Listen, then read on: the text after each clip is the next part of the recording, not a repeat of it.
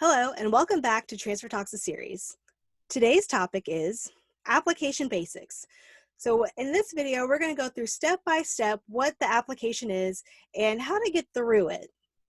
So we're going to go through the application itself. So the admissions application is the first formal step to transferring. And by that, we mean that universities don't really know that you're intending to transfer to their institution until you submit your application. So this starts the formal process of moving on from your current institution to your intended university. And does that mean that everything before this point was not worth doing? Absolutely not. Without the previous steps, you wouldn't know that you needed to meet certain requirements, you wouldn't know that this university was your best fit, and you wouldn't have known what classes to take if you didn't see the transfer guide or you looked online to see what they required for their programs. So where can you find the application? For most in-state universities, they're on the Apply Texas website. If you applied to Lone Star College, it's the same website that you applied for that. But many universities outside of Texas, some private schools, they may use the Common Application website that is kind of like Apply Texas, but it's for many schools that are out of state or private schools. And then there's other universities that may not use Apply Texas or the Common app. They may have their own in-house application, which may be available on their website. So just make sure that when you're looking for the application that you read the website to see how they want you to submit your application. Some universities will let you do either Apply Texas or Common App or their in-house application. So read which one they would prefer and make sure you follow those instructions. And then what should you do for the application? You open it up, you see everything on here. What's the first thing you should think of when you fill out the application? You need to be honest. Make sure you're putting the truth on there, because if they find out that you lied or left something intentionally off of the application, they can actually rescind your acceptance and tell you you're not able to attend the university. And make sure you fill it out completely. Now, there may be sections that you may not have to fill out, but you need to make sure you fill out the required components. If they say you only need to choose 2 essays on the application and there's 3 options, you don't need to do all of them, just follow the directions. And make sure you give yourself enough time to thoroughly go through the application and fill it out carefully. You don't want to end up missing something. You want to make sure that you get everything done and that you don't have typos, because as soon as you submit that application, you can't make changes to it. So make sure you take your time, start early, don't rush, and make sure you double check your work, because typos, especially when it's your name or address, it can cause some confusion and issues later. And make sure you pay the application fee, because that's a part of the actual application as well. So transcripts. Transcripts is the next necessary step in the application process. Even though it's not a part of the actual application itself, it is a requirement for transferring. So before the deadline, you need to submit your transcript. It doesn't matter if you're in the middle of your semester and you don't have classes completed, your transcript must be in by the deadline. Even if you know your GPA is going to go up, even though you're still working on required courses, unless the requirements say that the courses have to be completed prior to sending your transcript, you are able to submit a transcript later in the semester. So you need to submit your transcript before the deadline. That is required, to have your application be complete by the deadline is having your transcript in. You will be required to submit a final transcript of at the end of that semester, so don't worry about them never seeing those grades, never seeing those classes being completed, because they will. They just need to make sure that you're on track with what the requirements are by the deadline. And then make sure you're reading all the requirements on the website, because there are some universities that will require your high school transcript to be submitted as well. But make sure if you have any questions, you contact an admissions representative to be sure if it's required for admissions or if they can accept it after the deadline.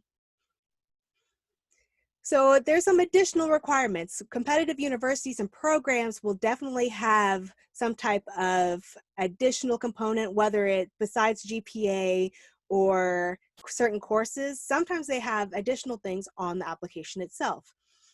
Essays are a common component for admissions. There's many universities that are asking you to write an essay or multiple essays on the application. And these are the competitive schools that tend to be looking at holistic review, which is what we'll go through in a bit. But if you're asked for an essay, what should you expect to be asked? So here's some topics that are usually asked about on an application. What are your educational or career goals, and how will this university or program get you there? Why are you interested in this university?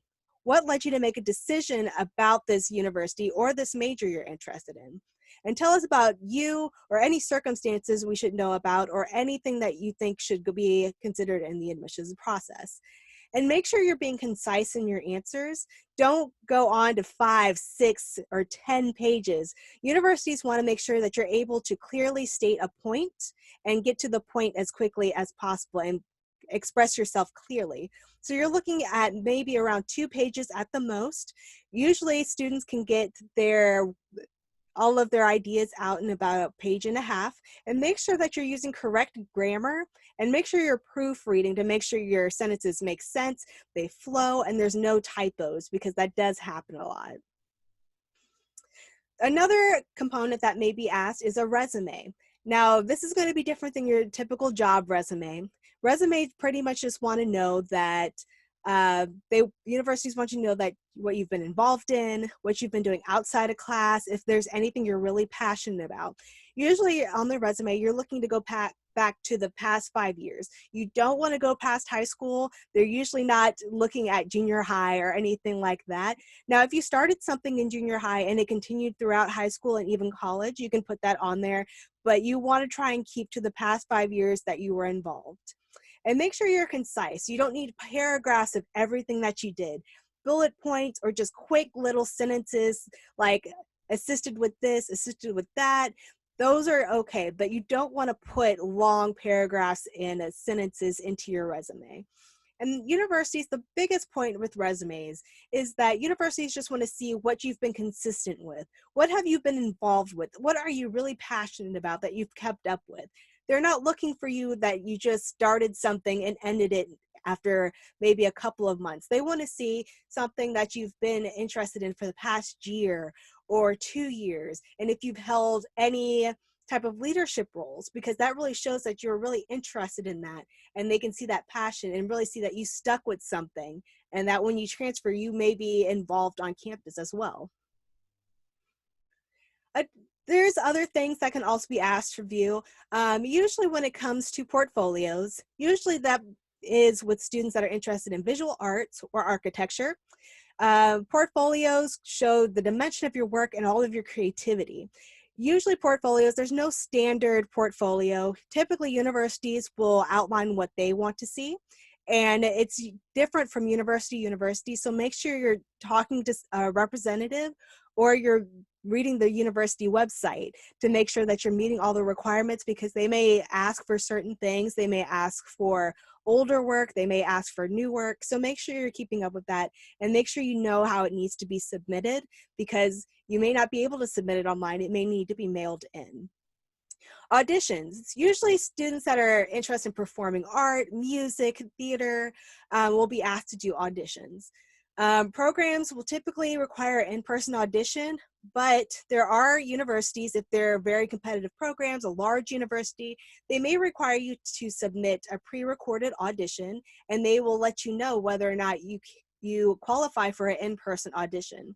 So make sure you check the website as soon as possible for if you're interested in any type of performing art, because typically auditions are required to be completed before the university deadline for admissions, because when it comes to the admissions deadline, they need to be able to know who they can accept prior to that deadline. So make sure if you are interested in performing art or anything like theater or music, please be sure that you are checking the admissions website regularly, and you're checking the performing arts program website, because they may have auditions 2 to 3 months prior to the university admissions deadline. So there's other applications that you can complete. They may tie into the admissions application or they might not. So sometimes universities will let students apply to housing and put down a down payment for housing once their application is completed.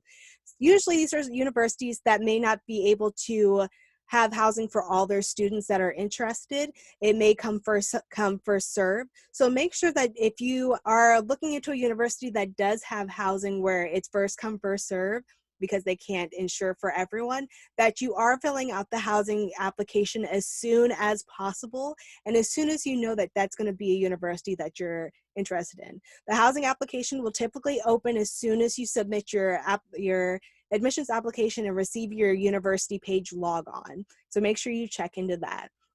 Financial aid and scholarships. Many universities are now using your admissions application for scholarship opportunities. However, there are still a lot of universities that require a separate scholarship application. So if your university requires a separate scholarship application, usually that also opens up as soon as you receive your university log-on. You want to get your scholarship application in as soon as possible, because usually it requires multiple parts. It may require an essay or resume. It may even require letters of recommendation. So make sure you do that as soon as you can.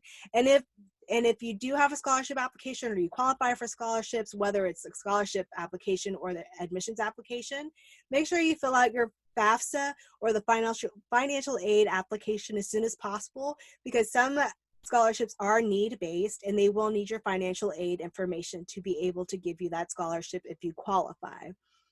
So that's all that we have for the application. Again, this was just a brief overview of the application, and you just went through some things that you should know.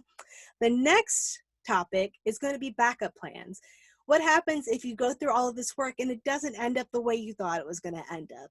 So we're going to go through some options, things you can do, things you can plan for so you can be successful and transfer somewhere to continue your education. Thank you for watching, and we'll see you next time.